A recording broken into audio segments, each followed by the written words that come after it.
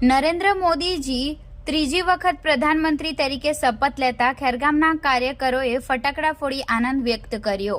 લોકસભાની ચૂંટણી બાદ ભારતીય જનતા પાર્ટીની સરકાર બનશે તેવો માહોલ જોવા મળ્યો હતો, પરંતુ સ્પષ્ટ બહુમતીથી ભારતીય જનતા પાર્ટી સરકાર બનાવી શકી નથી।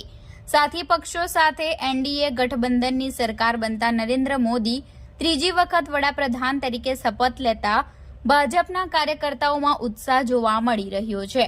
ખેરગામના ગાંધી સર્કલ પાસે ભાજપના મહામંત્રી શૈલેષભાઈ ટેલર, તાલુકા પંચાયત પ્રમુખ રાજેશભાઈ, મહિલા મોરચાના પ્રમુખ જીજ્ઞાબેન, ભાજપ અગ્રણી પ્રશાંતભાઈ, ડેપ્યુટી સરપંચ જિગ્નેશભાઈ, યુવા મોરચા પ્રમુખ ચેતનભાઈ, દિનેશભાઈ, શરદભાઈ, સંજયભાઈ સહિતના કાર્યકરો દ્વારા ફટાકડા ફોડી ઉજવણી કરવામાં આવી હતી। દિલ્હી ખાતે એક તરફ વડાપ્રધાન નરેન્દ્ર મોદીએ શપથ ગ્રહણ કર્યા અને બીજી તરફ ખેરગામ તાલુકા ભારતીય જનતા પાર્ટીના કાર્યકર્તાઓએ એકબીજાને મીઠાઈ ખવડાવી ફટાકડા ફોડીને પોતાની આનંદની લાગણી વ્યક્ત કરી હતી।